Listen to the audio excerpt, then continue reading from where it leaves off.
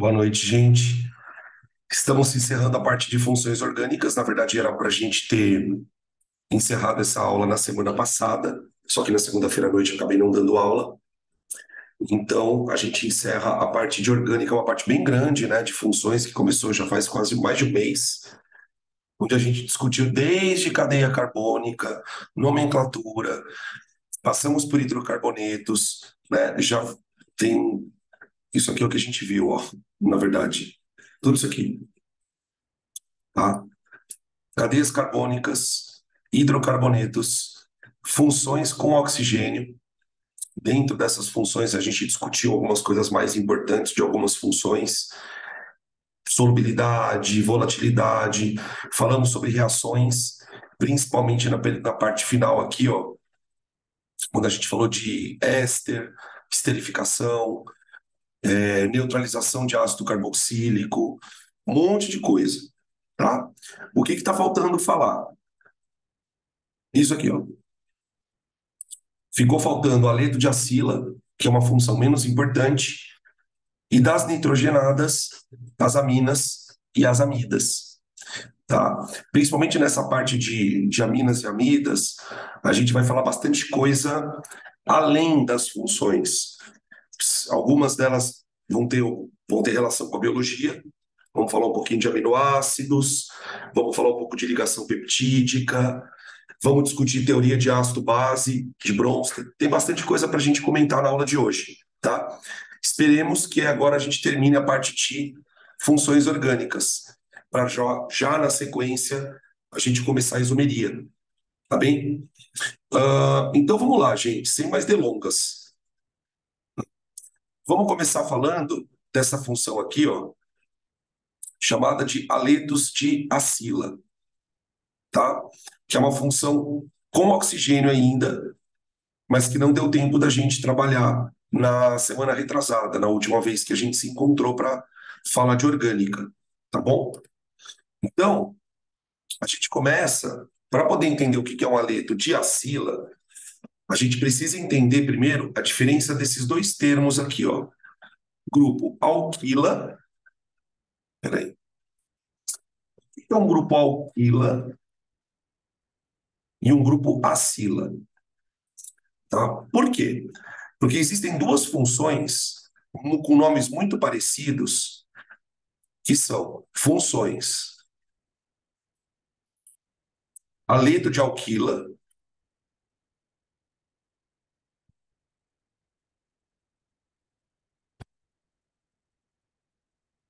e aleto de acila. De acila, tá? São duas funções muito parecidas. Os aletos de alquila são aquelas funções que a gente já estudou lá no comecinho, chamadas de derivados halogenados. Derivados halogenados.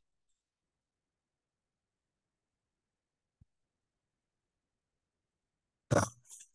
Bom, vamos lá. Eu vou colocar aqui no slide algumas estruturas que a gente chama de grupos alquila. Grupos alquila. Os grupos alquila, eles são ramificações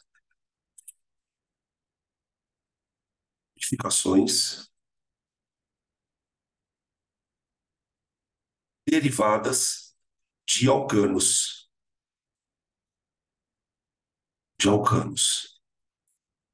Vamos pegar alguns exemplos. Por exemplo, vamos pegar um alcano bem simples. Metano.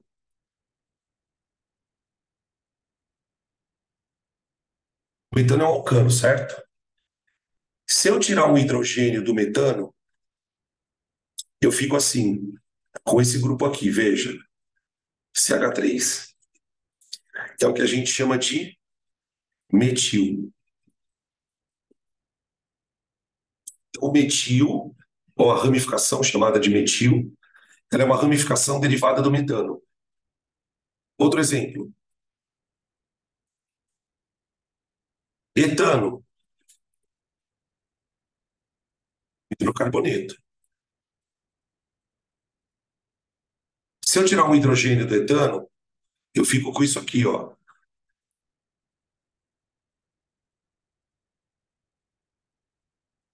É uma ramificação, que a gente chama de etil. Se eu pegar mais um outro aqui, propano, propano,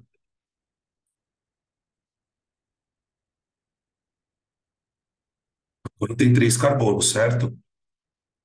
Se eu tirar o hidrogênio do propano, eu posso ter dois tipos de ramificação.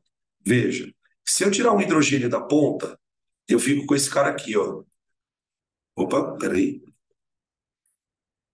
Se eu tirar esse hidrogênio daqui, ó, um hidrogênio daqui, eu vou ter o propil,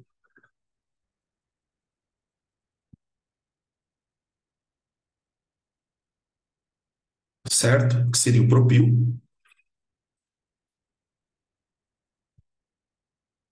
E se eu tirar o hidrogênio do meio,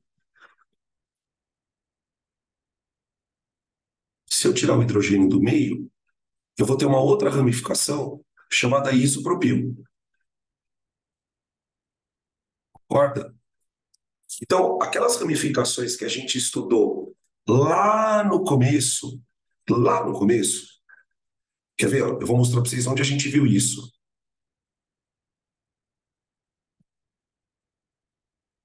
Gente, olha quanta coisa a gente já viu.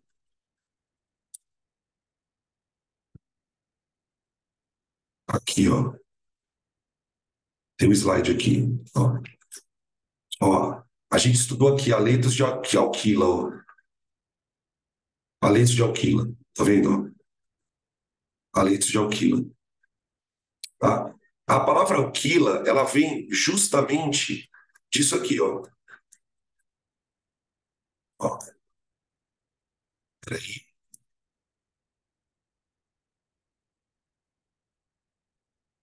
Aqui, ó.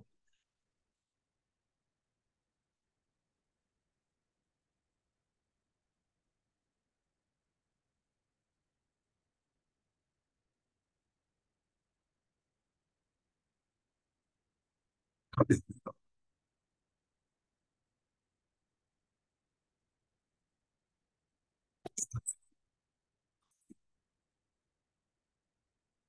Aplicações, ó. Metil, etil, propil, secpropil. Todas essas ramificações são derivadas de hidrocarbonetos, do tipo alcanos. Então, elas são chamadas de ramificações do tipo alquil. O que que é um aleto de alquila? Agora volta lá. Volta lá. O que que é um aleto de alquila? Um aleto de alquila é um composto que tem qualquer uma dessas ramificações ligadas a um halogênio. Então, por exemplo, se eu pegar um composto assim, ó,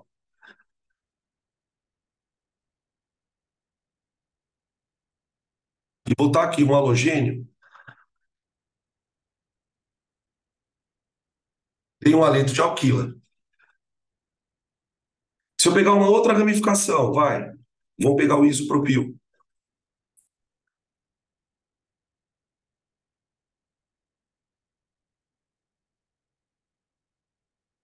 e colocar aqui um bromo, vai, por exemplo, ó, tá? São exemplos de aletos de alquila. São aletos de alquila, tá? A nomenclatura desses aletos é feita da seguinte maneira, e a gente já viu isso. Por exemplo, eu posso chamar isso aqui de cloro,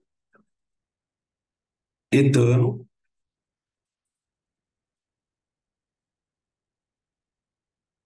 ou cloreto de etila.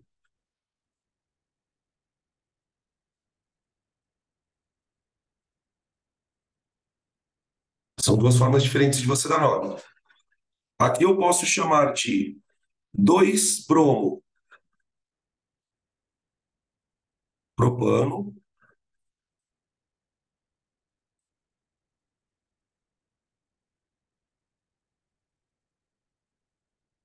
Então, brometo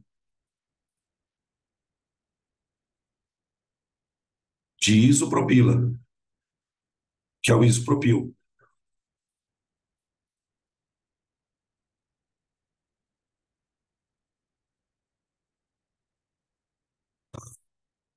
Então, genericamente, todas estas ramificações são chamadas de alquilas,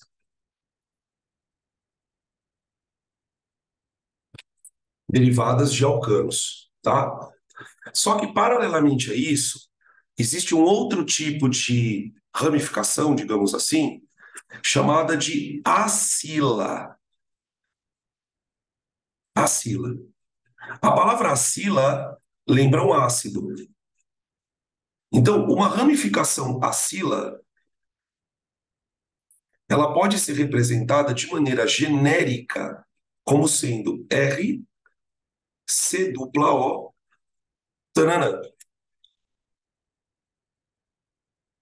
R, C dupla O, tanana. Isso é uma acila, derivada de um ácido. Então, a ramificação alquila é derivada de um alcano e a ramificação acila é derivada de um ácido. Derivada de um ácido. De um ácido. Daí o termo acila. Tudo bem? Beleza? O que a gente vai fazer? Nessa ramificação, tem uma ligação solta ali, não tem? Uma quarta ligação do carbono que está sem nada. Naquela quarta ligação, a gente vai colocar um halogênio na estrutura. Pode ser o flúor, o cloro, o bromo, qualquer um deles. E aí você vai ter um composto chamado de aleto de acila. Tá bem? Beleza? Tira print que eu vou mostrar para vocês alguns exemplos. Definir direitinho e a gente vai colocar alguns exemplos.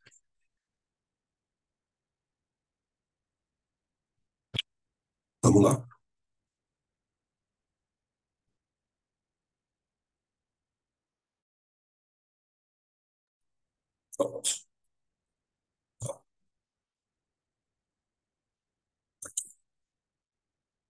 Olha a definição que eu dei para aleto de acila. São compostos derivados de ácido carboxílico, são compostos derivados de ácidos carboxílicos que sofrem substituição da hidroxila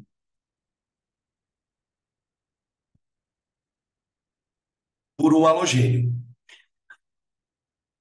Como que essa reação acontece? Vamos colocar a reação aqui. Reação. Eu vou pegar um ácido carboxílico genérico, RC OH,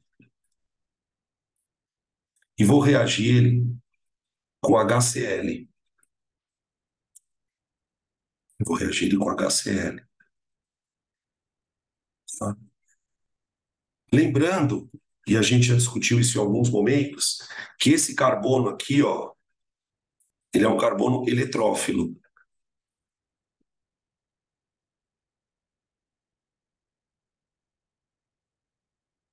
Ele pode ser atacado, ele pode reagir e atrair. O termo que a gente usa é ataque, é um termo meio estranho. Ele pode ser atacado por coisas que têm par de elétrons. Então, quando eu reajo o ácido carboxílico com HCl, a reação acontece assim, ó.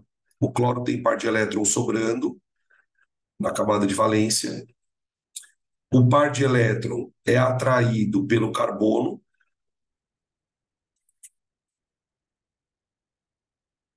e aí ocorre uma reação de substituição, muito parecida com aquelas que a gente viu em éster, na esterificação, na hidrólise, tá? Nessa reação, o que acontece? O carbono do ácido solta o grupo H. Esse grupo H a gente chama de grupo de partida.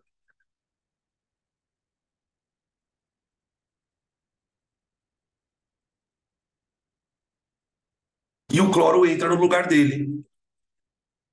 E aí você tem a reação assim, ó.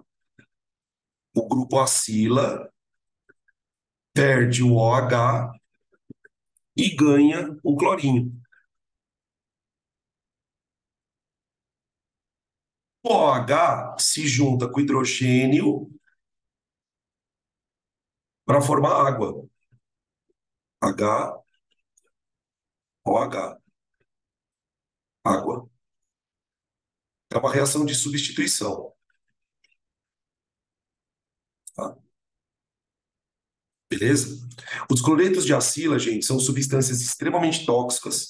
Foram usados principalmente na Primeira e na Segunda Guerra como gases tóxicos, as armas químicas. Né? Na Primeira Guerra eles foram desenvolvidos. Então, nos campos de batalha, principalmente quando as guerras eram feitas nas trincheiras, né?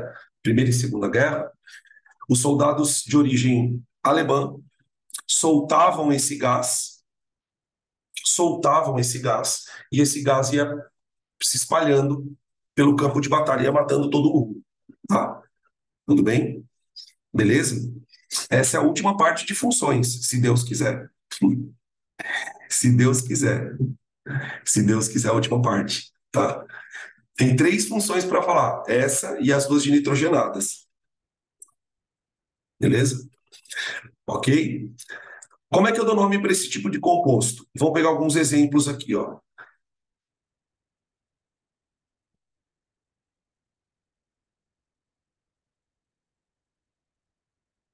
Esse aqui, vou colocar esse aqui,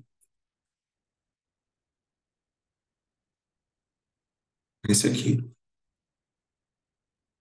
Opa, já coloquei o de dois, né? Peraí, vou colocar aqui.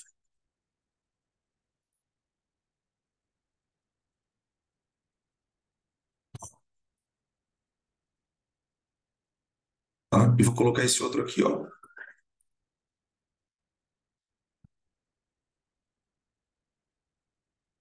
Tá aqui. O nome desse tipo de composto, você vai dar sempre da mesma forma. Você vai começar com a palavra do nome do halogênio. Então, por exemplo, aqui é o cloro, eu vou colocar cloreto, cloreto. E aí vem o segundo nome, D. Como são dois carbonos, vai ficar et,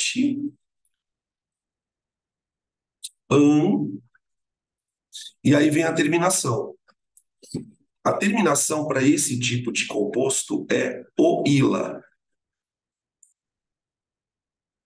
Oila. Não é ila, é oila. Então o nome fica cloreto de etanoíla. Olha aqui, ó. Cloreto e três carbonos. Prop, an e a terminação oila.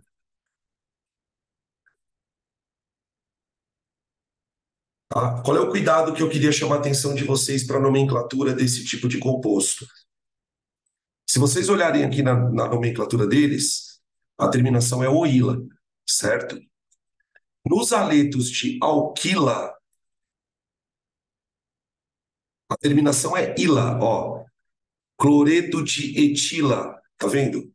Cloreto de etila, olha a semelhança de nome. Cloreto de etila e cloreto de etanoíla, tá vendo? É muito sutil a diferença. Aqui, no outro,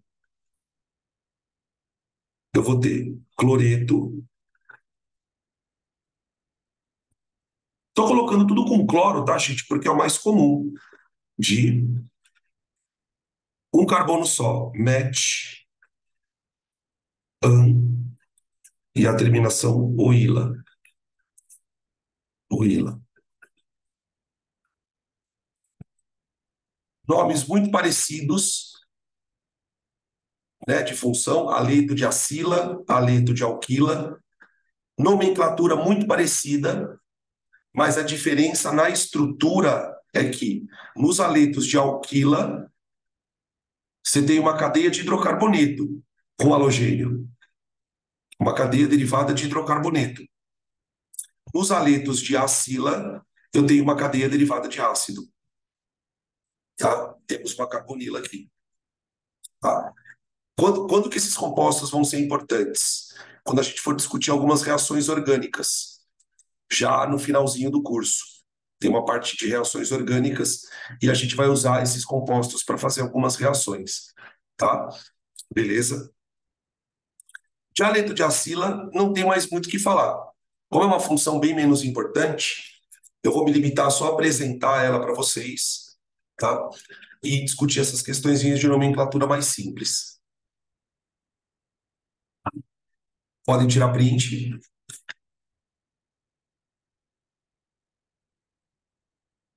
Prints, prints.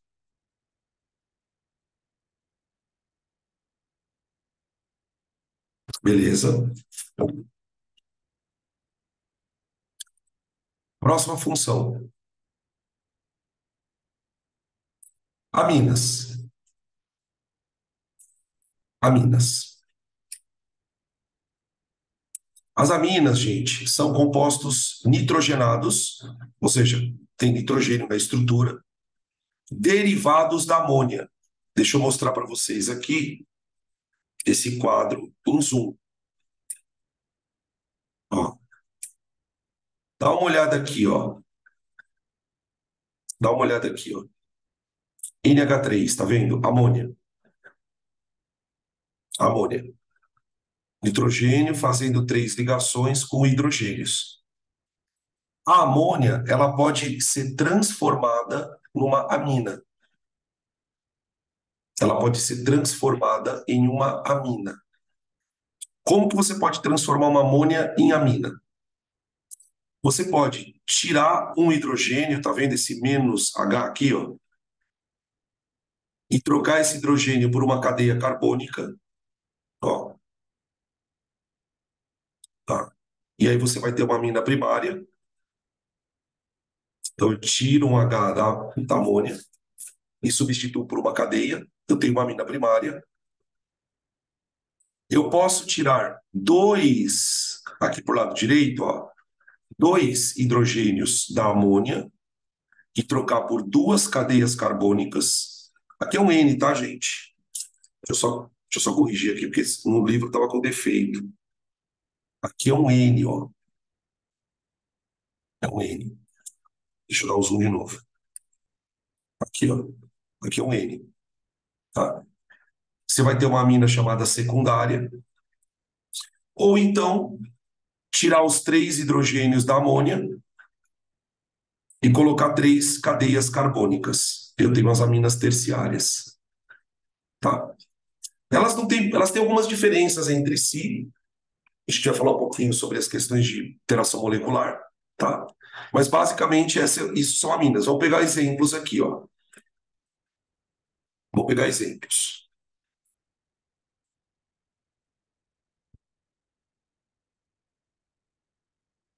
Exemplos. Vou pegar uma bem simplesinha. Ó. Eis aqui uma amina primária. Eis aqui uma amina primária. Olha lá, tá? Essa é uma amina primária. Quando eu vou dar nome para amina, você tem duas maneiras de dar nome, tá? A primeira maneira é a oficial. A segunda é o usual. A oficial, o que que você vai fazer? Prefixo, match, para um carbono. Infixo, an, em ou in. Aqui, an. E a terceira, e a terminação do nome, amina. Metanamina. Tá? Que no meu esqueminha aqui, ó, seria essa forma de nomenclatura, ó, prefixo, infixo e a palavra amina. Tá? Prefixo, infixo, amina. Quando a amina é pequenininha, como essa, por exemplo, a gente pode usar uma outra forma de dar nome. Você dá nome da ramificação,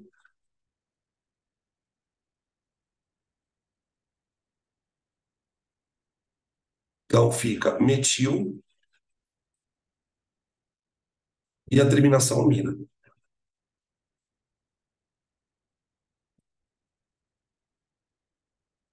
Metilamina.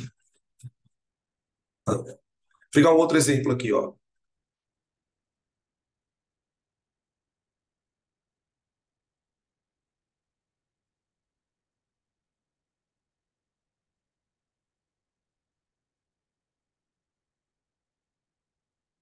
pegar essa e depois essa daqui, ó.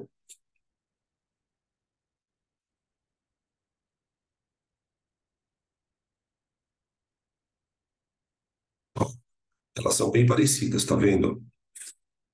Bem parecidas. As duas têm três carbonos, só que o grupo amina pode estar ligado, por exemplo, na ponta ou no meio da cadeia, tá bem? Nesses casos em que você tem grupos amino ligado em cadeias um pouco maiores, a gente precisa numerar a cadeia. Então, pela nomenclatura oficial, ficaria prop, três carbonos, pan, e como a amina está no primeiro carbono aqui, ó, eu escrevo propan traço um traço amina. Amina. Ou propilamina. Pioamina.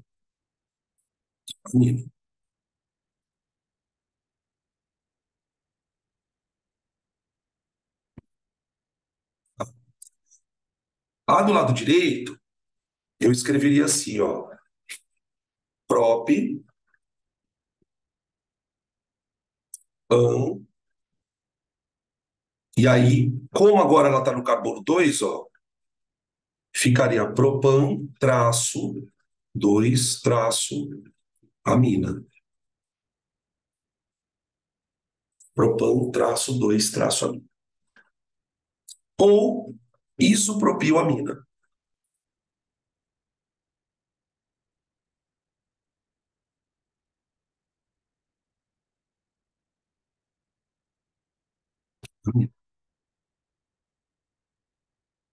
tá bom? Beleza? Em termos de propriedades físicas, gente, o que que eu poderia destacar desse tipo de composto? Ponte de hidrogênio, de novo, né? A ligação do hidrogênio com o nitrogênio aqui, ó, NH, ela faz com que as aminas estabeleçam ligação de hidrogênio,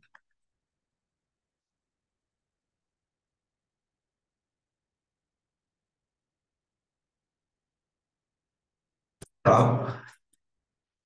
O que significa que, se você comparar, por exemplo, com compostos que tenham o mesmo tamanho de cadeia, como por exemplo, um hidrocarboneto, uma acetona, compostos que não fazem pontos de hidrogênio, as aminas têm um ponto de ebulição maior. Elas têm uma característica muito parecida com álcool, porque álcool também tem grupo que faz ponte de hidrogênio, tá? Só que elas são menos solúveis que os álcoois. Então, eu vou colocar aqui algumas observações. São menos solúveis em água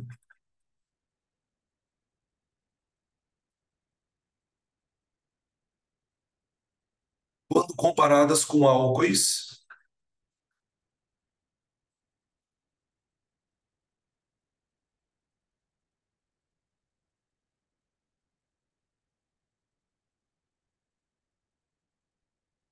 de mesmo tamanho.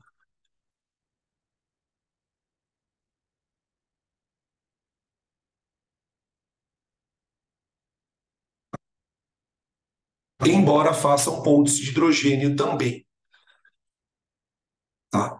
Por que que elas, mesmo fazendo pontes de hidrogênio, por que que elas tendem a ser menos solúveis em água? Porque as pontes de hidrogênio das aminas são mais fracas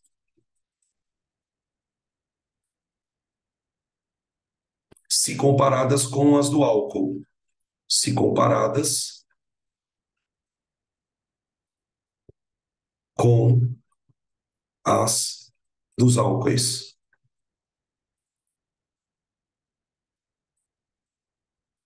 Então, elas são um pouquinho mais voláteis do que os álcoois, um pouquinho mais voláteis, de maneira geral, porque as pontes de hidrogênio são mais fracas, e também são um pouquinho menos solúveis em água.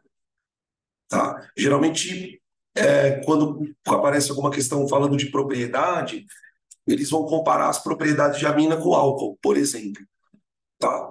Então, as pontes de hidrogênio dos grupos OH, das hidroxilas, né, elas são pontes de hidrogênio mais fortes. Então, os compostos que têm OH têm essa solubilidade na água maior. Tá? Embora essas daí dissolvam também na água. Um pouco menos, mas dissolvem. Tá? Tudo bem? Podem tirar print.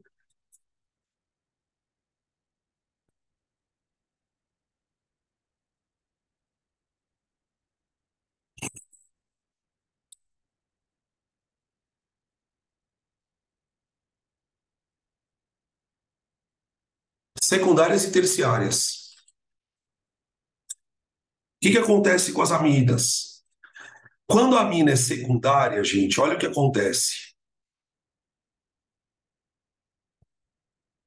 Ó,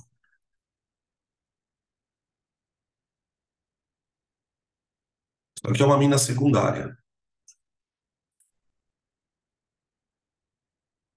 Vou colocar uma terciária também, tá?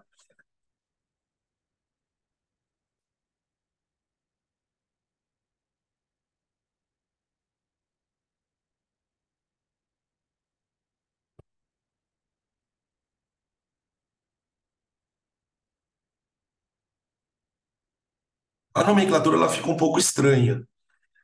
A nomenclatura ela fica um pouquinho estranha. Como que a coisa funciona? Numa amina secundária, que é essa daqui de cima, você tem, por um lado, cadeia carbônica, para o outro também. O que que a gente faz? A gente determina uma cadeia principal. A cadeia principal tem que ter o maior número de carbonos. Vendo? Isso é uma cadeia principal.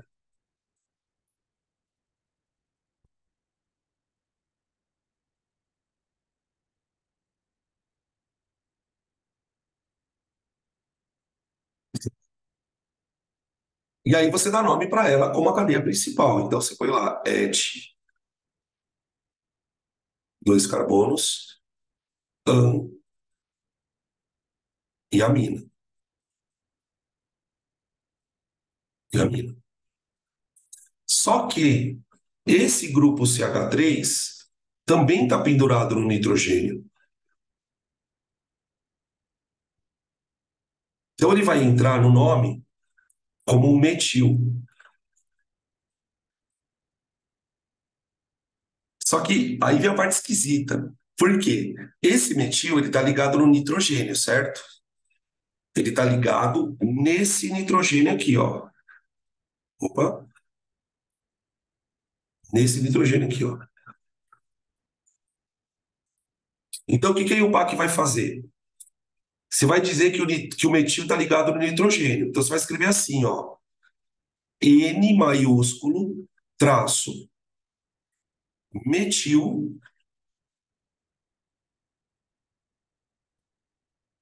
etanamina. N-metil etanamina. A letra N maiúscula é para representar no nome que o grupo metil está ligado também no nitrogênio. Tá? Essas nomenclaturas elas são bem mais difíceis de aparecer, tá, gente? Eu não vou procurar não me estender muito para que a gente não fique falando de umas coisas bem inúteis. Tá? Quando a amina, e aí nesse caso você também pode escrever assim o nome dela, ó, usual. Você pode escrever metil, etil, amina. Você dá nome das cadeias como se elas fossem ramificações. Então, o metil para esse lado da cadeia, ó, o etil para esse outro lado da cadeia e a terminação amina no final, tá? Essa forma de dar nome ao usual é a mais comum. Essa daqui quase nunca aparece, tá? Beleza? Essas aminas aqui também fazem pontes de hidrogênio, ó. Ó o N ligado com H aqui, ó. O grupo NH faz ponte de hidrogênio, tá? O grupo NH faz ponte de hidrogênio. Tá? Quando a amina é terciária, como essa que está aqui embaixo, ó, ela é terciária porque ela tem as três ligações do nitrogênio preenchidas com cadeias carbônicas. Aqui eu coloquei duas cadeias iguais, ó, metil e metil, e uma de três carbonos. Então, como que eu dou nome nesse caso? Você pega a cadeia principal, que é a maior, seria tudo isso aqui, ó. Tudo aquilo ali. Então, estão escrevendo aqui. Eu sempre achei as usuais mais difíceis. Quando você tem essa dificuldade, provavelmente é porque você tem dificuldade nas ramificações, tá? Nesse caso específico, você tem que lembrar do nome das ramificações. Eu vou mostrar para vocês aqui esse outro caso, ó. Então aqui fica nome oficial. Vamos colocar o oficial primeiro. Prop, né? Prop. Deixa eu colocar mais para o lado aqui. Prop, an.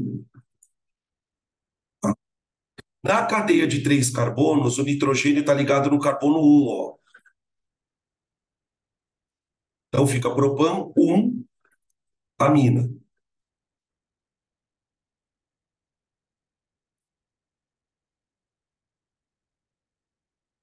E aí eu tenho dois grupos metil ligados no nitrogênio. Olha o nitrogênio aqui, ó. Tem dois grupos metil ligados no nitrogênio. Olha como vai ficar estranho, gente, a nomenclatura dessa coisinha. Vai ficar assim, ó. N, vírgula, N, traço, dimetil,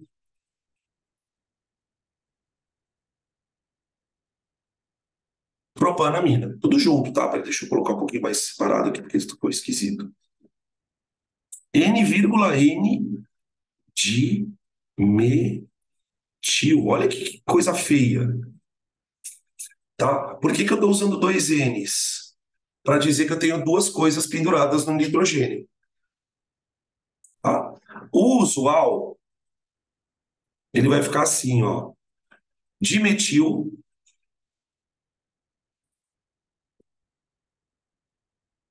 propil,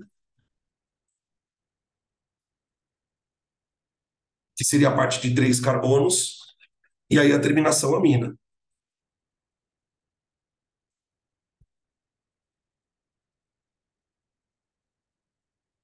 Dimetilpropilamina. Muito, muito esquisito. Tá? Tudo bem. Beleza. Quer ver? Vou colocar uma outra aqui só para você ver que aqui, gente, se o cara quiser, ele ferra a nossa vida, ó. Olha essa daqui, ó.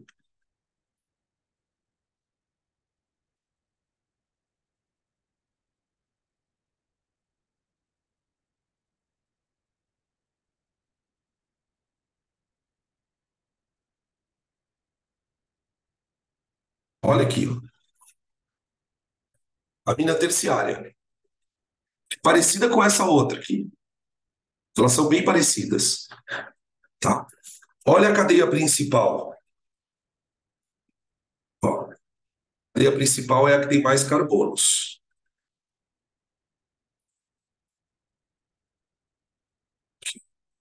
O grupo amina está ligado no carbono 2. Ó, esse aqui é o carbono 2.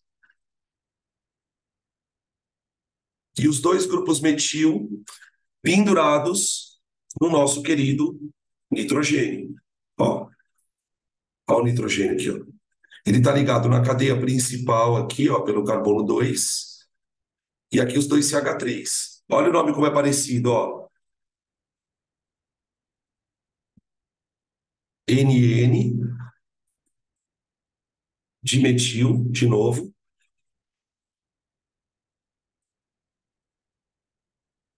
propan 2 amina.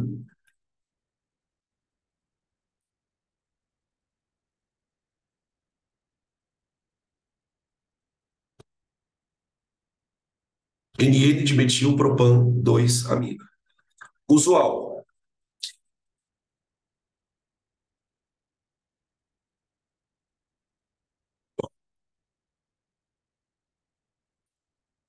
Dimetil, de novo.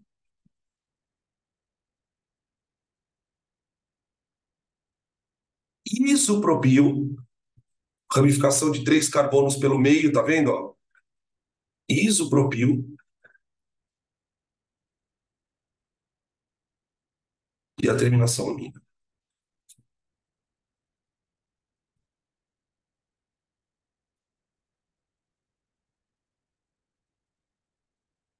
Tipo, aquela história que eu sempre falo para vocês, se o cara quiser ferrar a nomenclatura, fica difícil. Porque tem muita. E isso é porque eu não estou colocando dupla, não estou colocando anel aromático, tá? A gente poderia ficar aqui horas e horas dando loop nessa questão de nomenclatura, mas não vale a pena. Sinceramente, é isso aí, é o suficiente, tá? Beleza, podem tirar print.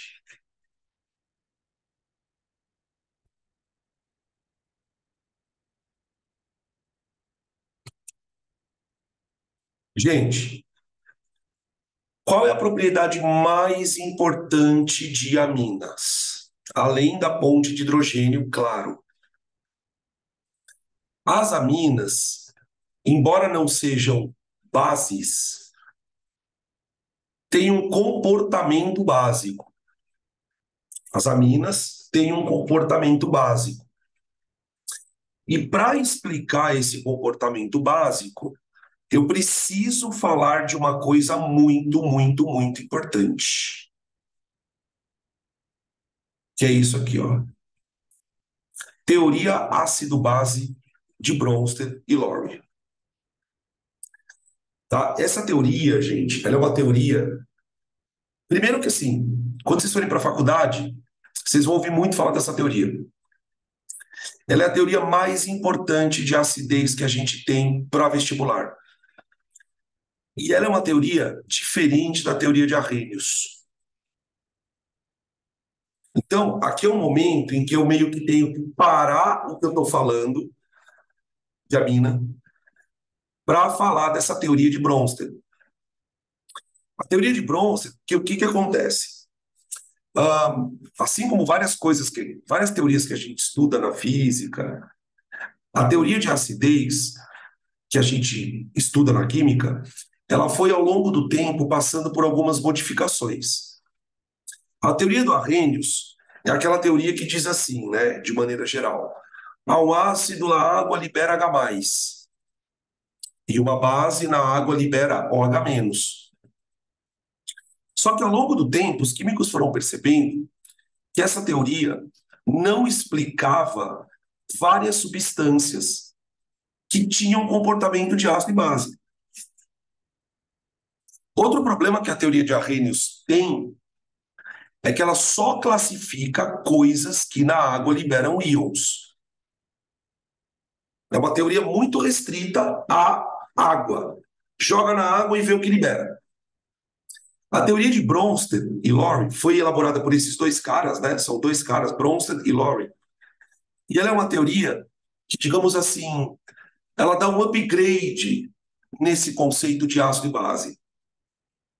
Porque ela vai dizer que a reação ácido-base ela não tem nada a ver com H+ ou H- em si. Ela vai focar, a teoria ácido-base de Bronsted, ela foca o conceito de acidez e de basicidade exclusivamente ao H+. Ela é uma teoria que diz o seguinte, escrevi algumas coisas aqui. Ela considera que uma reação ácido-base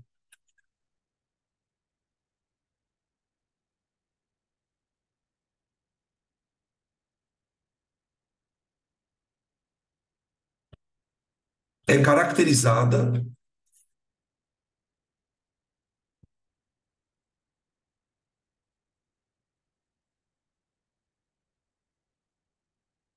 por uma transferência de H+.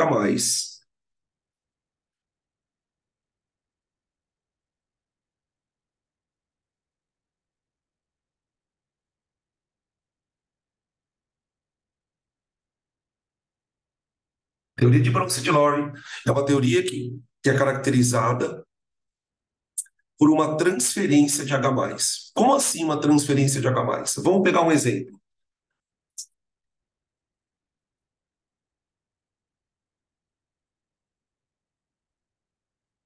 Imagina uma reação em que eu vou pegar uma molécula de ácido clorídrico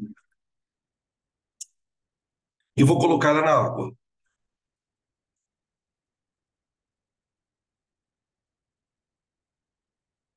O que o Arrhenius dizia?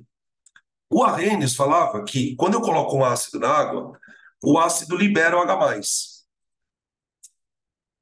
O Bronsted, ele vai dizer um pouco diferente. Ele vai dizer assim, na verdade, não é que o ácido libera H+. O que acontece é que a molécula de água, ela tem no oxigênio par de elétrons sobrando.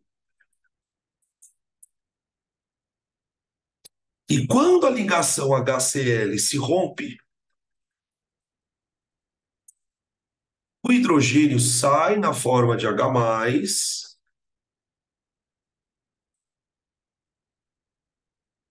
mas ele vai reagir com a água, vai estabelecer com a água uma ligação dativa. Vai acontecer isso aqui, ó. A água, ela vai fazer uma ligação dativa com H+. Lembrar o seguinte, né?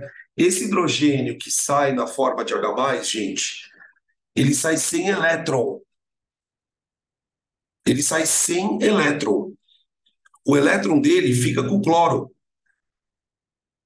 O cloro, ele tem aqui um par de elétron compartilhado com o hidrogênio, não tem aqui, ó? Opa,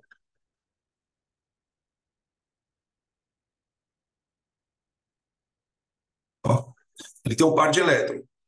Só que na hora que a ligação rompe, o hidrogênio perde o elétron para o cloro,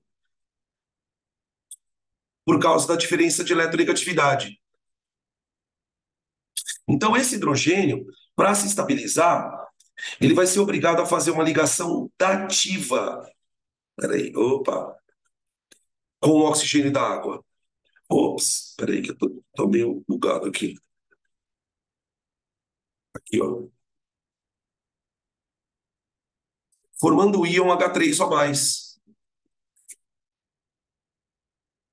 Esse aqui é o íon H3O+. Famoso, famoso. H3O+.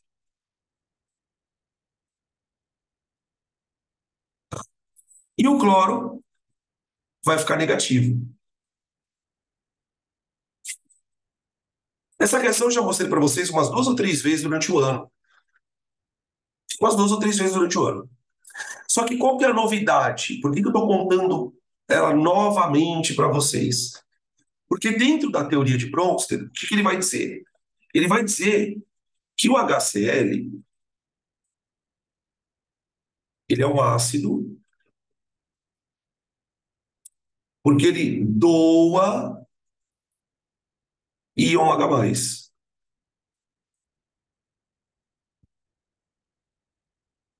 Esse íon H+, que o ácido doa, ele é chamado, na teoria de Bronsted, de próton. Próton.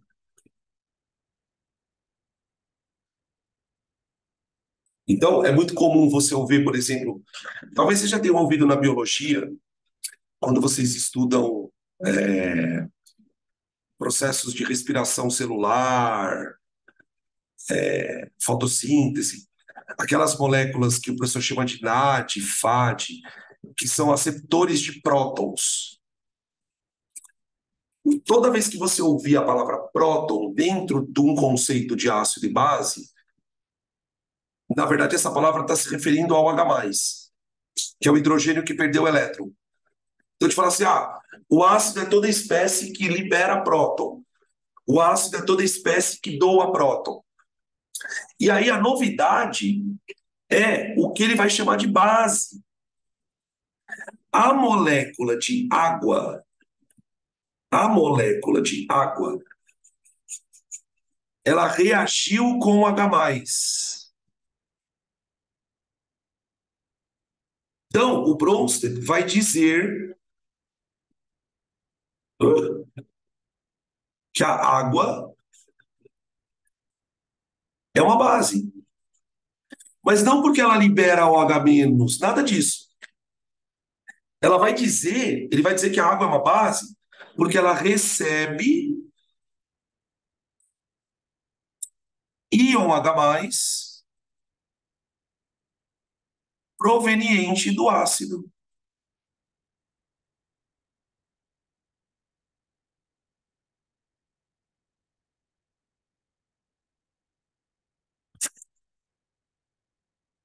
Isso é uma reação ácido-base nessa teoria. A reação ácido-base para a teoria de Bronsted é um cara que doa H+, e um cara que recebe H+. É muito importante a gente frisar que a água ela recebe H+, porque ela possui pares de elétrons não ligantes.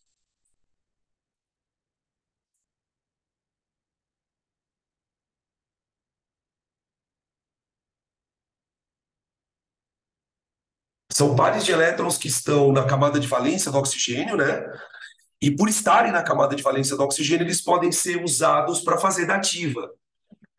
E esse é o ponto-chave onde eu quis chegar.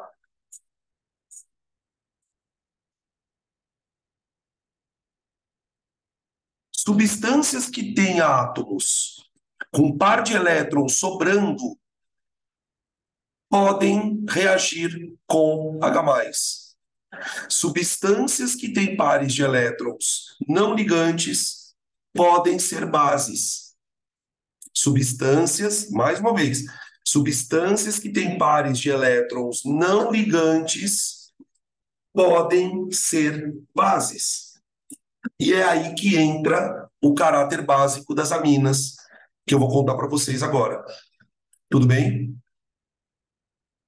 Então, nessa teoria, não importa se o composto libera OH- ou se ele libera H+. A liberação de H+, ok.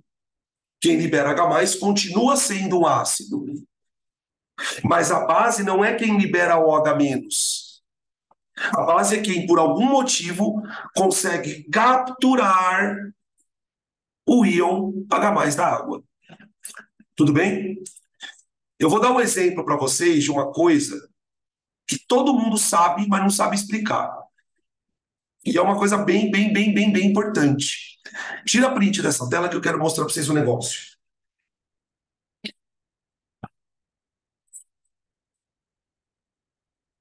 Tira print aí. Quer ver uma coisa muito louca? Ó, pergunta.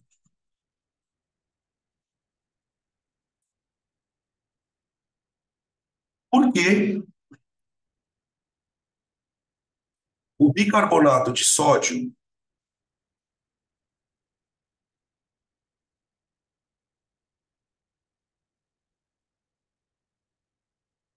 é utilizado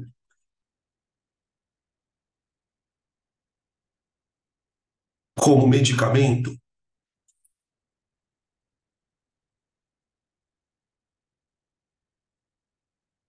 o sal de frutas.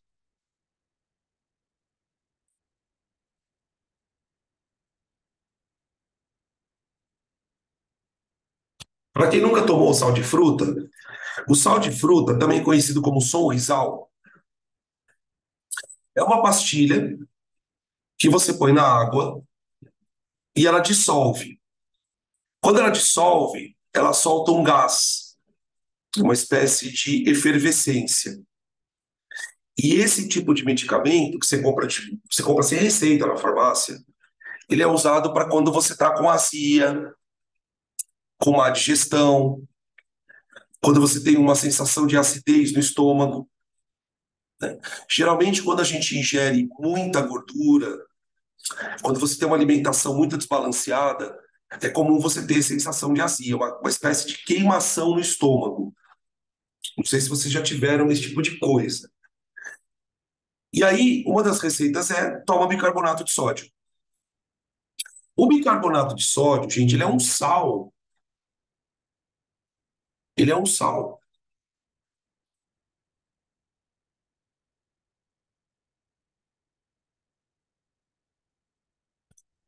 Ele não é uma base.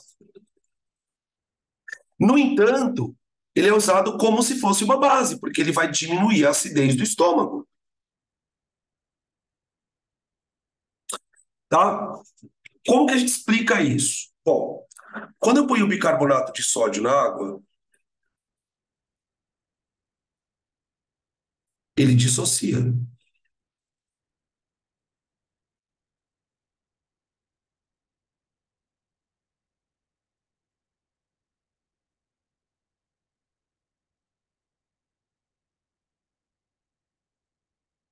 Ele forma sódio e bicarbonato. Aí olha o que que acontece. Este íon, que é o bicarbonato, é uma base de Bronsted. O íon bicarbonato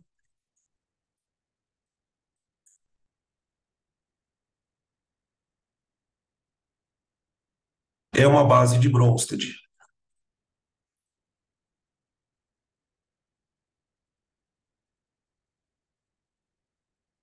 Tá, e daí, Danilo? E daí que acontece o seguinte: quando você põe o bicarbonato em contato com a água,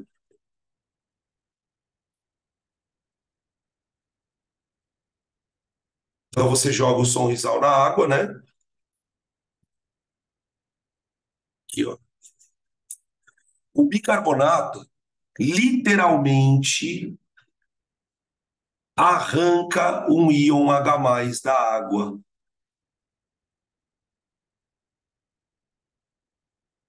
Ele arranca um íon H+ da água. Ele faz a molécula de água se comportar como um ácido, doando H+. E aí o que que acontece? Quando o bicarbonato arranca o H+ da água, ele se transforma em H2CO3,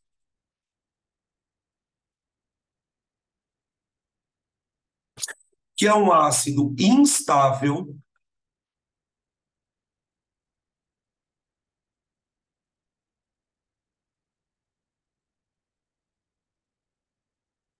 ou seja, ele é um ácido que, quando ele se forma lá dentro da água, imediatamente ele se decompõe em gás carbônico e água.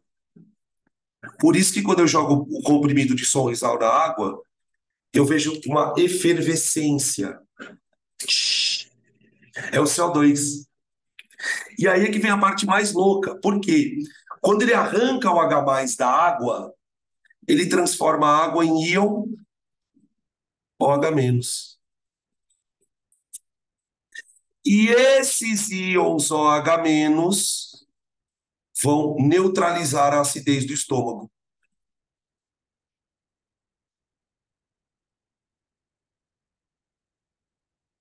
Gente, isso aqui é super famoso em vestibular.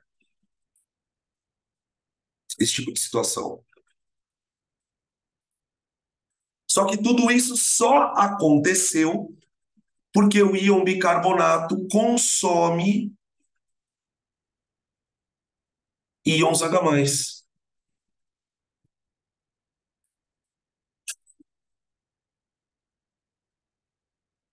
É uma teoria muito mais elaborada de acidez. Ela não foca só em quem tem OH.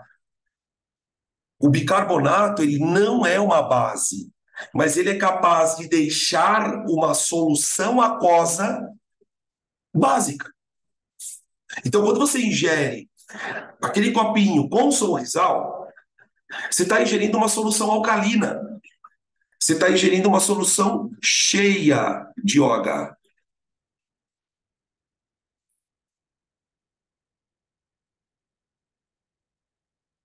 E olha só, tem uma outra pergunta que vocês talvez vão lembrar da aula de geografia. Pergunta: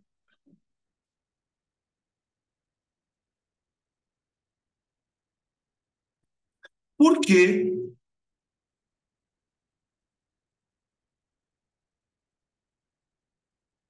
calcário para correção do pH do solo?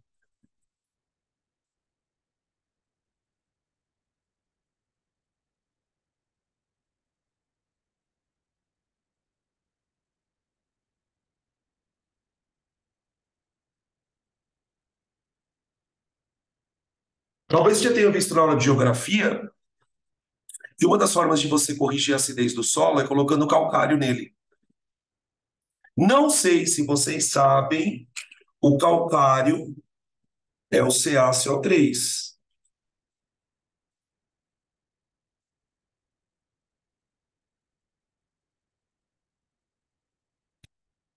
Calcário é um mineral à base de carbonato de cálcio.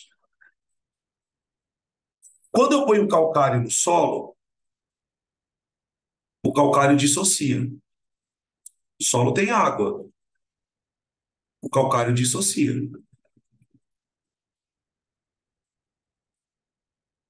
E o carbonato, adivinha? O carbonato, adivinha? É uma base de Bronsted. É uma base de Bronsted. Também consome H+. Só que ele consome H+ do solo.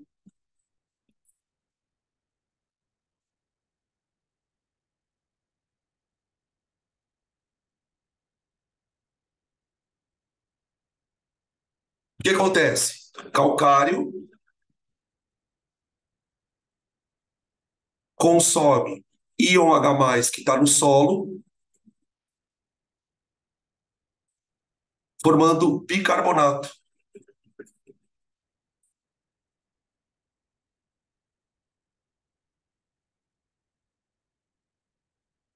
Então, é uma situação em que você coloca uma substância no solo que não vai liberar OH-. O calcário ele não libera OH-, mas ele reage com o excesso eventual de íons H+ que tem no solo, neutralizando a acidez do solo. Tá? Qual é a vantagem desse tipo de composto? Né?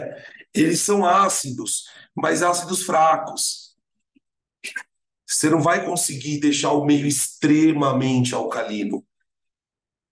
Tá? Por quê? Porque o solo também não aguentaria. Tipo, imagina, o solo tá ácido, você vai lá e joga soda cáustica no solo. Por que que os caras não jogam uma base diretamente no solo? Porque as bases vão desequilibrar muito o pH do solo. Então, é só para corrigir um pouquinho a acidez. Tá? Você tem vários compostos que têm esse comportamento de consumir H+. E dentre eles, as aminas fazem isso. E eu vou mostrar para vocês agora um exemplo de como as aminas fazem isso. Podem tirar print, por favor. Tira print.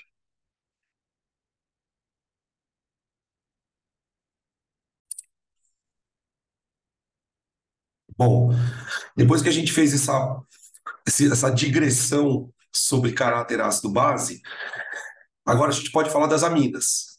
que agora é mais tranquilo.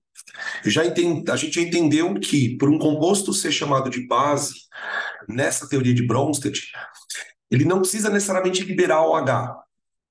O que ele precisa fazer é, de alguma maneira, consumir H+. E isso aminas conseguem fazer. Por quê? Porque nas aminas eu tenho nitrogênio.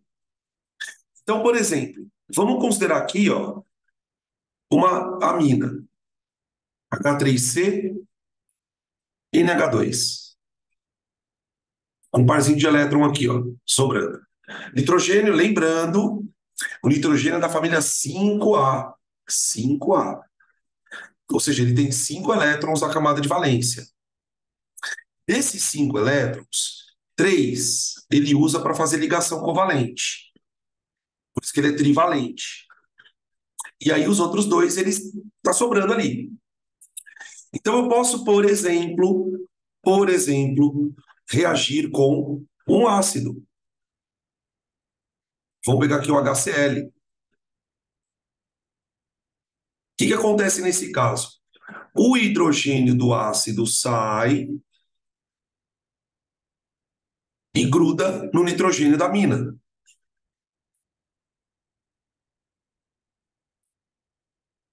Olha só. Quando o nitrogênio gruda no. Desculpa, quando o hidrogênio gruda no nitrogênio, ocorre ali uma ligação dativa. Aqui, ó, peraí. Ficou muito para baixo aqui. Deixa eu desenhar um pouquinho mais para baixo aqui. Ó, setinha, H3C, N, H e H. Ó, tá? Olha que coisa estranha. O nitrogênio vai fazer uma quarta ligação, só que é uma ligação dativa.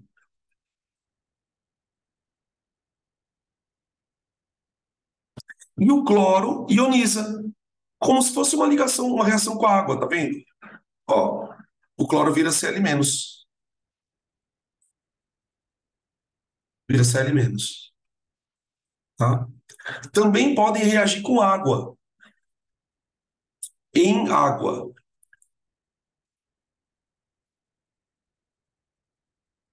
Quando a amina reage com água, aí olha o que acontece.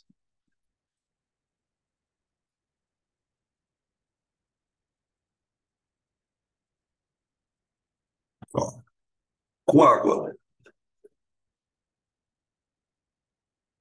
Desenhar água desse jeito não convencional, tá? Em vez de escrever H2O, eu vou escrever HOH.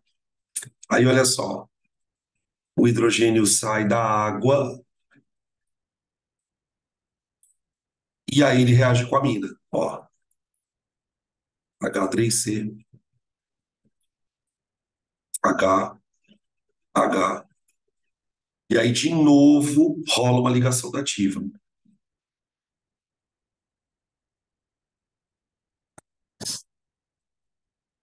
Bom, e a água que perde o hidrogênio, ó, a água que perde o H+, ela se transforma em OH-.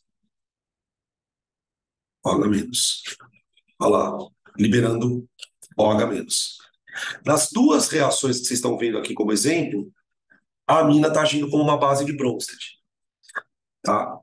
Em função desse comportamento, as aminas são chamadas de alcaloides.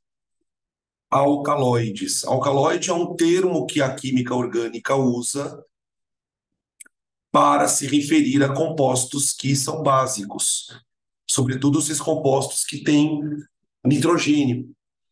Tá? Vamos lembrar que uma expressão que a biologia usa muito, quando vai falar de DNA, das bases nitrogenadas.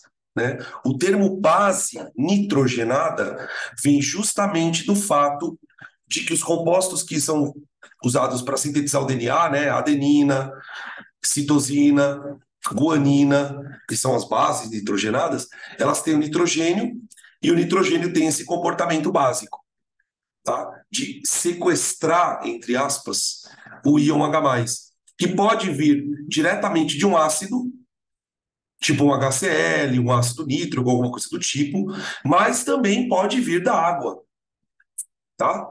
E aí quero chamar a atenção de vocês também para um outro detalhe. Nessa teoria de Bronsted, uma substância, ela pode atuar como ácido ou base. Veja, veja o que acontece. Se você olhar para essa reação que eu escrevi aqui embaixo, ó, a água liberando H+, tá vendo que a água está liberando H+?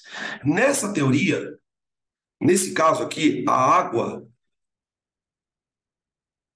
atua como ácido,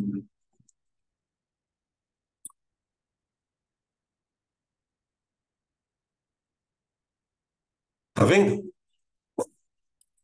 E a amina atua como base,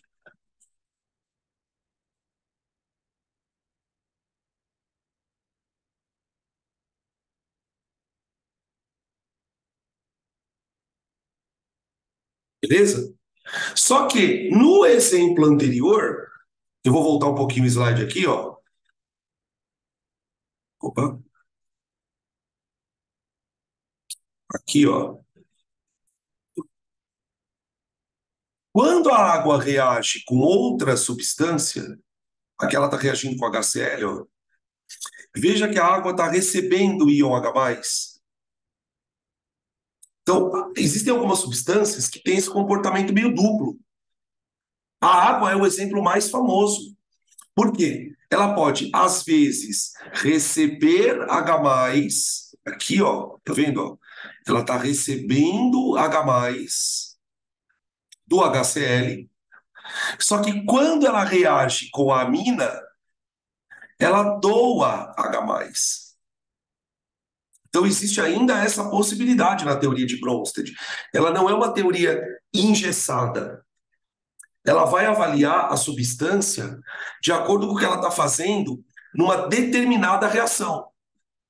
Ah, então tem horas que algumas substâncias doam H+, beleza, é ácido. Tem horas que as substâncias recebem H+, beleza, são bases. Tá? Ela é uma teoria muito mais ampla, ela é uma teoria muito mais complicada, só que, por outro lado, ela é uma teoria mais útil. Tá? Quando vocês forem estudar bioquímica, se Deus quiser, o ano que vem, vocês vão ouvir muito falar sobre essa teoria. Ela é uma teoria que explica, por exemplo, como funciona o sistema tampão do sangue, que a gente vai falar também na parte de equilíbrio. Tá? Como que no sangue existe um sistema que mantém o pH do sangue sem mudar? Não sei se vocês já ouviram falar do sistema tampão do sangue, que é formado por duas substâncias, o ácido carbônico e o bicarbonato. É um sistema tamponante. Talvez na biologia vocês tenham ouvido alguma coisa falar sobre isso, tá? Para entender esse sistema tampão do sangue, eu preciso entender que algumas substâncias podem atuar como ácidas e como bases, tá? Então, ela é uma teoria, gente, bem importante, tá? Quando ela cai no vestibular, ela geralmente cai associada a compostos orgânicos, tá? Sobretudo no caso das aminas, tá bem? Beleza?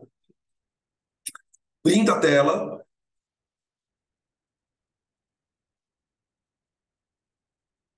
printa a tela.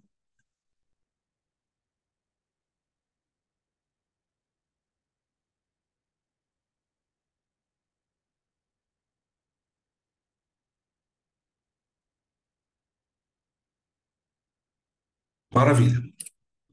E mais que eu queria falar sobre aminas, gente. Aminoácidos. Aminoácidos. Aminoácidos é um assunto bem importante que tem uma conexão com a biologia, tá? Os aminoácidos que a gente chama de biologicamente ativos, esse é o termo que se usa, né? Aminoácidos biologicamente ativos, eles fazem parte de uma categoria específica de aminoácidos chamados de alfa-aminoácidos,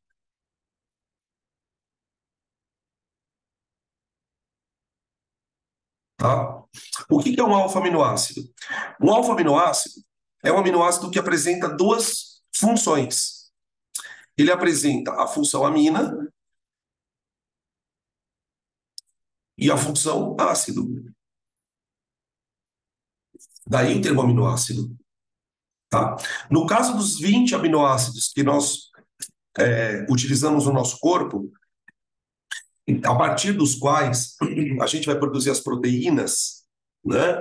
Proteínas são moléculas grandes formadas por vários aminoácidos conectados. E essa conexão entre os aminoácidos é chamada de ligação peptídica, certo? Tá, o que um aminoácido tem para ser biologicamente ativo? Ele tem que ter uma carboxila,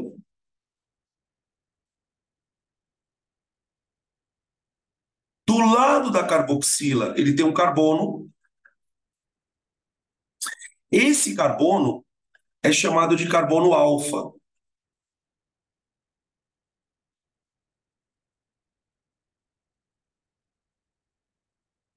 É chamado de carbono alfa, tá? O carbono alfa é o carbono que está imediatamente ao lado da carboxila. Nesse carbono alfa, eu tenho um hidrogênio, eu tenho um grupo amino e eu tenho aqui um grupo R. Esse grupo R, na biologia, é chamado de cadeia lateral.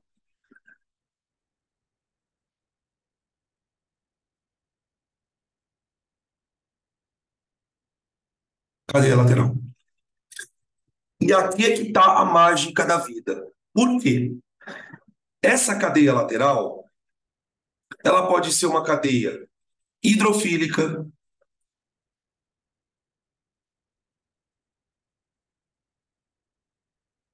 ela pode ser uma cadeia lipofílica,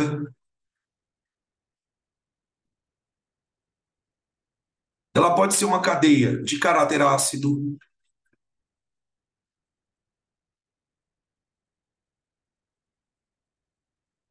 ela pode ser uma cadeia de caráter básico,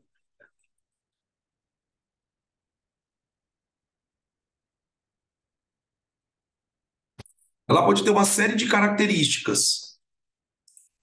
E é exatamente essas diferenças de cadeias laterais que vão caracterizar os 20 tipos de aminoácidos que a gente utiliza.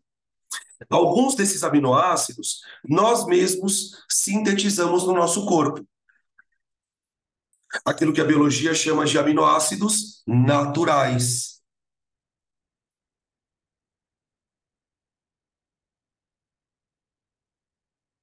Outros eu só consigo obter por meio da nutrição.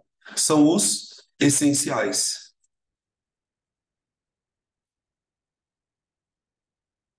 Tá? Quando você ouvir o termo na aula de biologia, alfa-aminoácido, saiba que esse termo se refere a esse tipo de composto. Tá? Não é qualquer aminoácido que serve para o meu corpo. Tem que ser um desses 20 tipos. O nosso corpo ele sintetiza todas as proteínas, absolutamente todas, a partir de um sequenciamento dos 20 tipos. Claro que esse sequenciamento ele é determinado pelo DNA. Lembra aquela história? Cada trinca de bases codifica um aminoácido. Então, no DNA você tem uma sequência de bases nitrogenadas, A, D, T, A, Z, C, G, G, A, U, T, e assim por diante, né? O não porque é do RNA. E a partir desse sequenciamento, o teu corpo sabe, entre aspas, né, sabe, que qual a sequência de aminoácidos que ele tem que usar para produzir uma proteína. Aqui está também a natureza do porquê que as mutações genéticas podem ser nocivas. Porque uma vez que você tem uma mutação no gene, o teu corpo vai sintetizar uma proteína com aminoácidos que não era para estar naquela ordem. E uma vez que a proteína tem algum aminoácido ou faltando, ou aminoácido que tinha que estar no lugar e não está, você acaba produzindo uma proteína disfuncional. Então, as mutações genéticas, elas vão, no final das contas, né? Porque existem vários tipos de mutação, vocês devem estudar isso na aula de genética. Tem vários tipos de mutação. Mas, no final das contas, o que a mutação vai causar? Ela vai causar uma proteína disfuncional. Ou porque houve uma deleção de um aminoácido, ou porque houve uma mudança do tipo de aminoácido, tá? E isso vai alterar a conformação da proteína. Uma vez que os aminoácidos não estão corretos, a proteína que vai ser sintetizada, ela não vai ter uma conformação espacial adequada. Se ela não tem uma conformação espacial adequada, ela não funciona direito. Então, é uma enzima que vai funcionar de maneira ineficaz, né? No caso, por exemplo, da anemia falciforme, você tem uma mutação na produção de hemácias, as hemácias vêm defeituosas e elas acabam não conseguindo fazer as funções dela. Você tem milhões de mutações que podem acontecer, tá? Algumas que são menos deletérias, digamos assim, e outras que são até, inclusive, incompatíveis com a vida, tá? E eu vou explicar para vocês daqui a pouquinho por que que se eu trocar o aminoácido dá problema. Isso tem a ver com as interações das cadeias laterais, tá? Beleza? Tira print, tira print.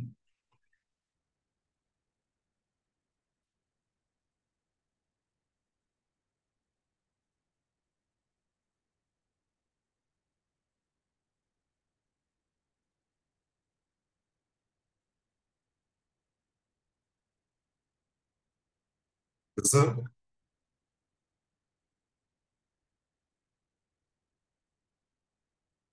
Ok. Aqui tem uma tabela, ó, com os famosos aminoácidos, tá? Se você olhar para a estrutura deles, vamos olhar para alguns aqui, ó. Vamos pegar esse aqui, ó, alanina. Alanina, ó. Você tem o grupo carboxila. Esse carbono aqui é o alfa, ó. Tá vendo? Carbono alfa. O grupo amino e aqui a cadeia lateral, ó, que é o metil, tá? Se eu pegar um outro aminoácido, por exemplo, ó, arginina, olha para a estrutura, ó, grupo carboxila, tá vendo aqui, ó? Aqui você tem o carbono alfa, ó, esse aqui é o carbono alfa, aqui o grupo amina, e olha a cadeia lateral dele como já é diferente, ó, tá? Outro aminoácido famoso aqui, ó, cisteína, ó, carboxila, grupo amino, e olha a cadeia lateral, tem até um enxofre na cadeia lateral. E assim por diante, ó. Tem um outro que eu gosto sempre de falar dele, que é o triptofano, ó, triptofano, ó. No triptofano, gente, ó, você tem carboxila, grupo amino, e olha a cadeia lateral do bicho, vendo? Tirosina, valina, prolina, fenilalanina e assim por diante, tá? Aqui tem uma tabelinha aqui do lado, ó, classificando os aminoácidos de acordo com a natureza da cadeia lateral. Então, por exemplo, pega lá um aminoácido não polar, non polar, tá vendo? Ó? Glicina. A glicina é um aminoácido não polar. Alanina, não polar. Valina, não polar, tá? Nos aminoácidos não polares, as cadeias laterais são cadeias não polares. Então, por exemplo, ó, você pega lá, vamos pegar um, aqui, ó, leucina. Deixa eu achar a leucina aqui. Onde que tá a leucina? Leucina. Leucina aqui, ó. Olha por que que a leucina é classificada como um aminoácido não polar. Ó, dá um zoom. Leucina. Olha a cadeia lateral dela. É uma cadeia lateral derivada de hidrocarboneto, tá vendo? Se eu pegar, por exemplo, pega um polar, vou pegar aqui, ó, aspargina, aspargina. Deixa eu achar ela aqui, ó, aspargina. A aspargina, ela tem uma cadeia lateral que faz ponte de hidrogênio, ó. Então é uma cadeia polar. O ácido aspartico também, ó, a cadeia lateral dele faz ponte de hidrogênio, tá? E é muito importante que essas cadeias laterais interajam entre si na proteína. Porque não sei se vocês lembram, quando vocês estudam proteína, que a proteína tem uma tal de estrutura terciária e quaternária. Na estrutura terciária, essas cadeias laterais dos aminoácidos, elas vão interagir. Então imaginem, por exemplo, que isso aqui é uma proteína, ó. E aí você tem os aminoácidos com as cadeias laterais aqui, ó.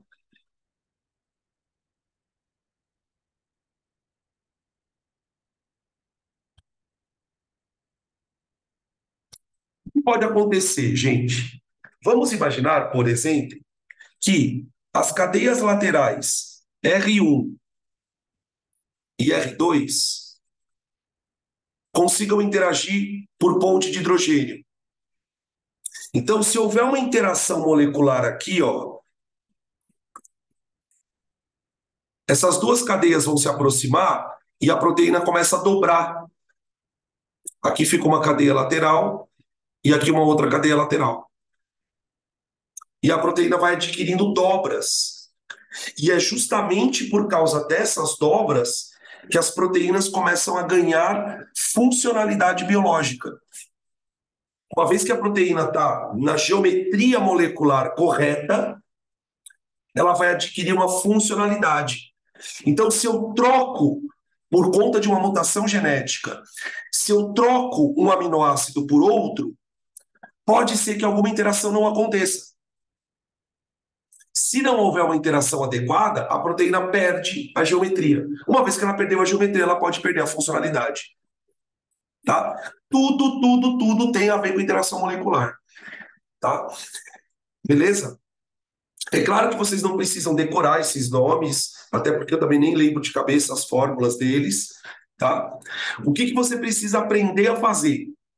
Aprender a olhar para o aminoácido e ver, por que ele é polar? Por que o aminoácido é polar? Porque ele tem alguma cadeia lateral que faz interação, do tipo ponte de hidrogênio, por exemplo. Geralmente, os aminoácidos que não são polares têm cadeias laterais que fazem dipolo induzido. São cadeias laterais como, por exemplo, essa daqui, ó, da alanina. É uma cadeia que faz interação do tipo ponte, dipolo induzido. A valina, aqui embaixo, ó, a valina. Olha aqui, ó, interação de dipolo induzido, tá? Então, essas interações é que vão determinar toda a estrutura da proteína. Tudo bem? Beleza? Podem tirar print dessa tela se vocês quiserem.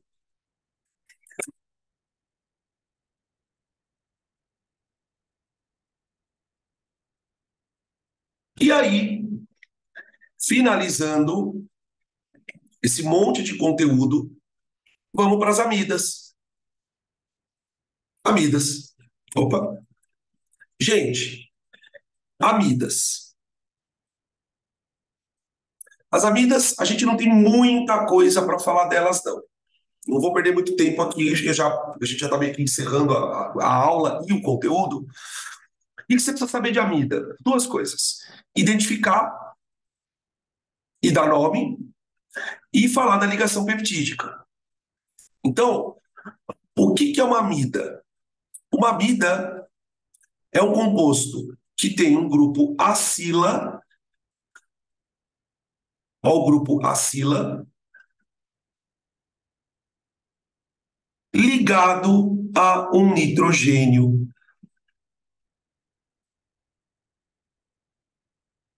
O acila ligado a um nitrogênio. Então, é isso. tá? Esse nitrogênio, ele pode estar ligado a carbonos ou a hidrogênio. Vou dar um exemplo aqui, ó, de alguns. Ó,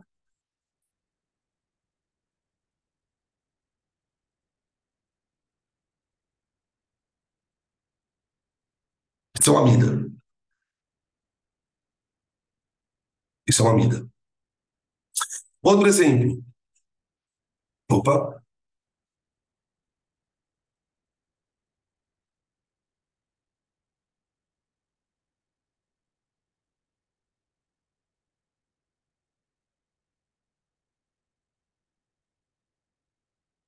ó,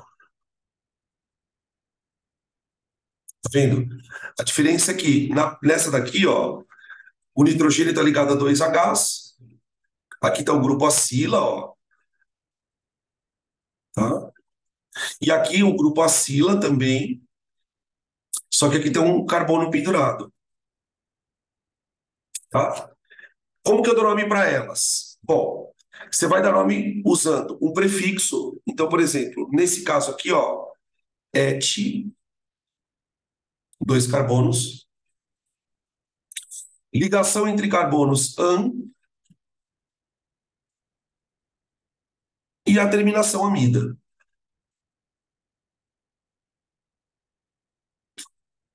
etanamida. Acabou. Quando tiver um grupo metil, etil pendurado no nitrogênio, o que você faz? Você dá o nome da amida, então fica assim, ó, etanamida, normal, ó, dando o nome para o grupo acila, e aí você faz aquilo que a gente fez nas aminas. Você põe assim, ó, N-metil etanamida, tá? Para dizer que no nitrogênio eu tenho um grupo metil ligado, ó. N-metil etanamida, tá? A regra de nomenclatura é muito parecida com a mina, muito parecida com a mina. Você troca a terminação amina por amida, e se tiver metil pendurado, etil, você põe N tananã, tá? Beleza? Quer ver uma outra aqui, ó? Vamos colocar uma maiorzinha aqui, ó. Bacila, tá?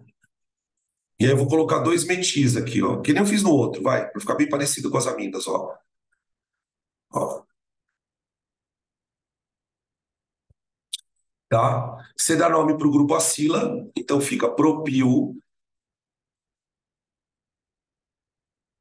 viu não? Propan, né? Propil nada, que não usa propil. Propan, amida. E aí, como tem dois grupos ligados no nitrogênio aqui, ó, metil e outro metil, você faz daquele jeito bizarro, N,N, dimetil,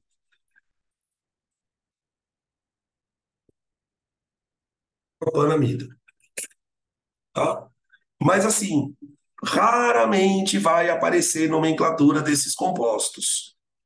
Raramente, tá? As amidas também podem fazer pontes de hidrogênio. Você veja que aqui eu tenho o grupo NH, ó. Ó o grupo NH aqui, faz ponte de hidrogênio,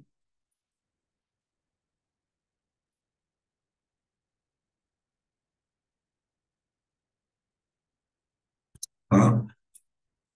Então, são compostos também que têm uns pontos de ebulição um pouquinho altos, comparados, por exemplo, com hidrocarboneto, comparado com cetona, comparados com aldeídos. São compostos que são menos voláteis.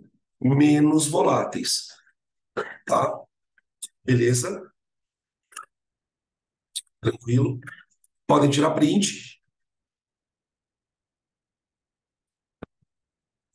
E para encerrar, Eu queria falar um pouquinho sobre as ligações peptídicas, né?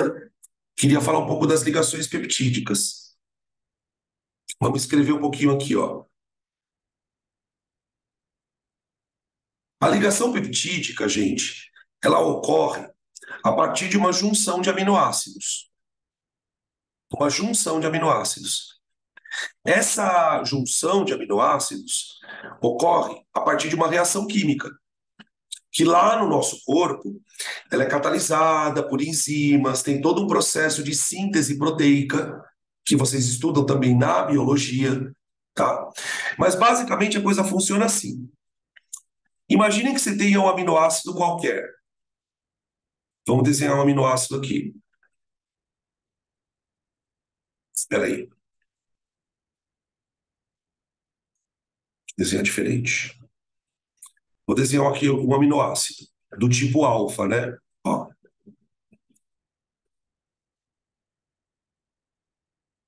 aqui uma cadeia lateral. Ó, OH. Esse é o aminoácido. E eu vou reagir esse aminoácido com outro aminoácido. Vou desenhar de outra cor, tá?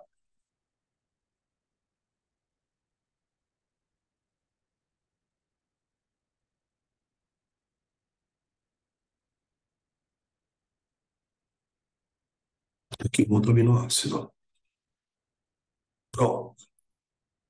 Aminoácido branco com aminoácido amarelinho. No processo de síntese, o que que acontece?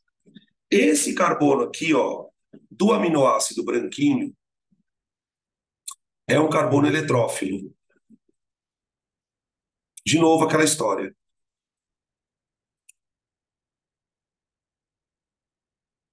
E no aminoácido amarelinho, eu tenho um nitrogênio com par de elétron. Para a ligação peptídica se formar, o par de elétron do nitrogênio, do aminoácido amarelinho, é atraído pelo carbono do aminoácido branquinho.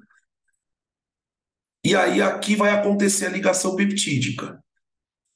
É uma reação de substituição também. O carbono branquinho, o carbono eletrófilo, ele vai soltar o grupo OH e o aminoácido amarelinho vai perder um hidrogênio para poder fazer a ligação com o carbono. Daqui vai sair a famosa água da ligação peptídica. E aí ocorre isso aqui, ó, gente. O aminoácido branquinho, ele fica assim, ó.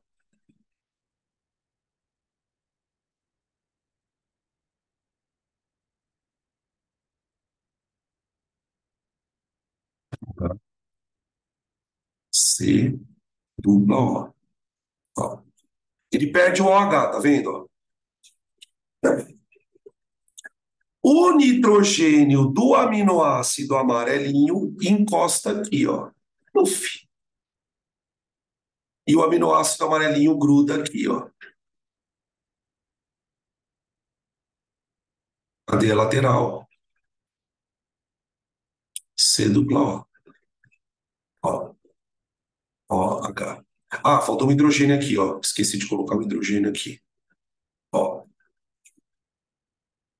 Olha o que aconteceu quando os dois aminoácidos grudaram. Olha para isso aqui, ó. Olha a amida aqui, ó.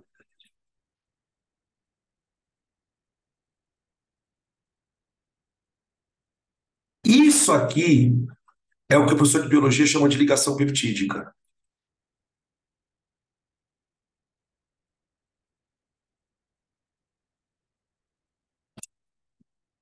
Tá? Essa estrutura que vocês estão vendo desenhadas aqui, ela é chamada de dipeptídeo. Por que dipeptídeo, Dan? Porque são dois aminoácidos grudados. São dois aminoácidos grudados. Só que numa proteína, o que que acontece? Numa proteína, o que que acontece? Tá vendo esse grupo amino aqui da ponta, ó? Tá vendo esse grupo amino? Se vier um outro aminoácido aqui, plá, e grudar, você vai formar um tripeptídeo. Então vem um outro aminoácido aqui e gruda, ó. E desse lado aqui também, ó, vem um outro aminoácido. Os aminoácidos vão grudando. Do lado que tem amina, aqui, ó, vem um grupo ácido e gruda. Lu. Do lado do ácido aqui, vem um outro grupo amina de um outro aminoácido e vai grudando. Então você vai colocando aminoácidos como se fossem vagõezinhos de um trem. Quando você atinge um número grande de aminoácidos grudados, você tem o que a gente chama de polipeptídeo. Polipeptídeo nada mais é do que vários aminoácidos grudados. Tá? Cada vez que se forma uma ligação peptídica, gente, sai uma molécula de água. Ó, daqui saiu uma, ó. Daqui saiu uma. Se vier um outro aminoácido e grudar aqui, ó, sai outra. Se vier outro aminoácido daqui, ó, sai outra. Isso é uma reação de polimerização. É um tipo de reação de polimerização. Então, tecnicamente, eu posso dizer que as proteínas são, vírgula, portanto, polímeros de aminoácidos.